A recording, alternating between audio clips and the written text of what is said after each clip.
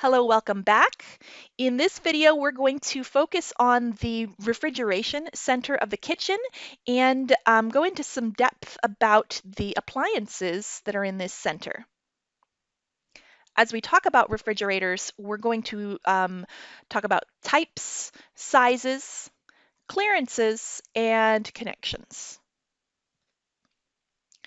So I've got kind of a tree diagram of all the basic types of refrigerators that are out there here. So here's our basic types of refrigerators. You can have a combination refrigerator freezer, or you can have a standalone, either a refrigerator or a freezer. So let's take a picture. Let's take a look at some pictures of these combination refrigerator freezer units. Here is your good old faithful freezer above the refrigerator. Here is a freezer drawer below the refrigerator. And here is a side-by-side unit. Now, they can get more complicated. Many other configurations exist. Here is your side-by-side unit again. This one's called a French door, where it typically has the refrigerator above in a side-by-side configuration. And the freezer here is a drawer below. Three-door units also exist in a whole bunch of different shapes and sizes. Let's look at those stand-alone refrigerator or freezers again. You can have an upright unit. You can have a chest unit, horizontal unit. Or you can have the under counter size. So here's a small one right here. Here's a drawer configuration. This could be a wine cooler. Or there's a whole lot of combinations out there that could have part wine cooler, part freezer, etc., all in the lower height level. Moving on to talk about standard sizes of refrigerators. Now I'm just talking about the full height kind. I'm not talking about the under counter or the chest type refrigerator at this point. So the standard width of a refrigerator is anywhere between 29 and 40 inches. So there's quite a range. And please note that there are also out there a couple of 24-inch wide models. That's a very narrow, tall and narrow refrigerator, but they do exist out there. Height also varies between 62 and 71 inches.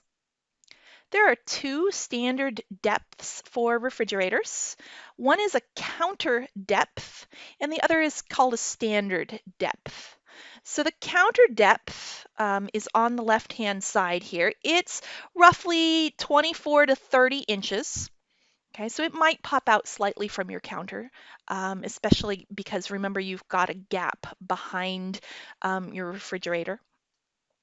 And so it looks more in line with your counters, but you do get less storage inside, and there can be issues with opening these doors. You want to make sure that you don't hit anything on the other side.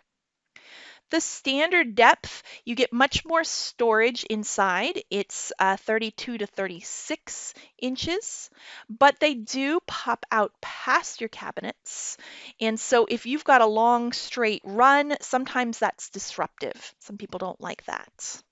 But again, that nice deep depth will hold a turkey roasting pan or a full frozen pizza. And so that might be important to your client. So let's talk about clearances. And the bottom line with clearances is that you need to check the manufacturer's recommendations on the spec sheet of your specific appliance. All right, here's some generalizations though.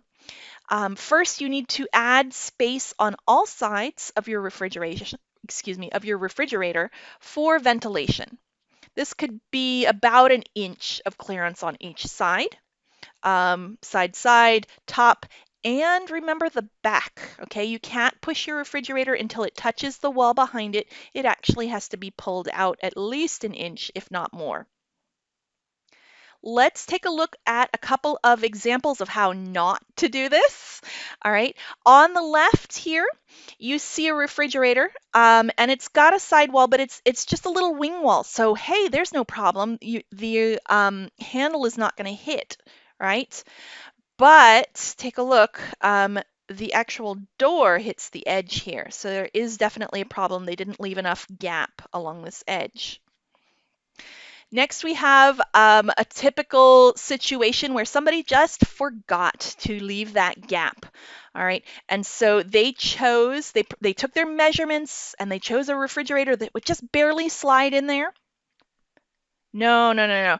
Take a look. You can't even open the door 90 degrees because the back edge of that door is hitting the wall. All right, so avoid that problem. But while you're thinking about this, don't solve it this way. This is a horrible idea. Okay, this refrigerator has the hinge on the right and the latch on the left next to the wall.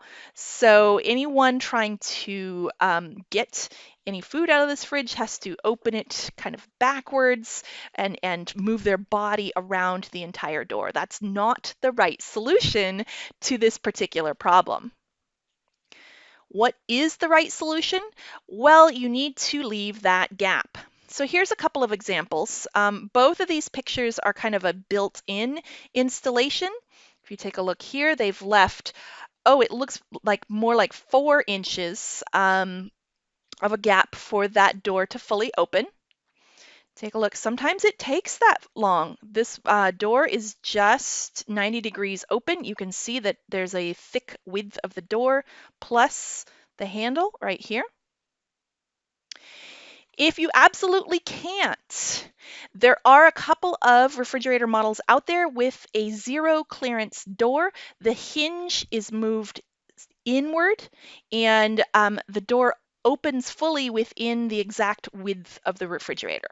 So if you've got an existing situation where you just can't give it that extra gap, go ahead with the zero clearance door. Let's end our discussion about refrigerators talking about the connections that they require. First, refrigerators, and freezers, by the way, require an electrical connection. You need a standard 110 volt outlet. Double check though, because every now and then there are some 220 models, refrigerator models that they're out there. California codes require a dedicated circuit for your refrigerator. And what that means is that there is a circuit breaker in the circuit breaker box that is connected to that refrigerator and nothing else. That's what dedicated circuit means. Models that have an ice maker. We didn't really talk about ice makers, but if a refrigerator has an ice maker, it's going to need a water connection. And here's a picture of one here. It's fairly often that you connect it directly to the sink water line. So here's your water coming in, and then it will go through the back of the cabinets until it reaches the back of the refrigerator and connect here. If you don't have a sink on the same wall or in the same L or closely connected to your refrigerator, you can put in a specific water line. It looks like this. So the water connection will come up from your crawl space probably, and your refrigerator would have a dedicated water connection. All right, in this video, we talked about refrigeration center, and we're going to move on to the cleanup center or sink center with the next video.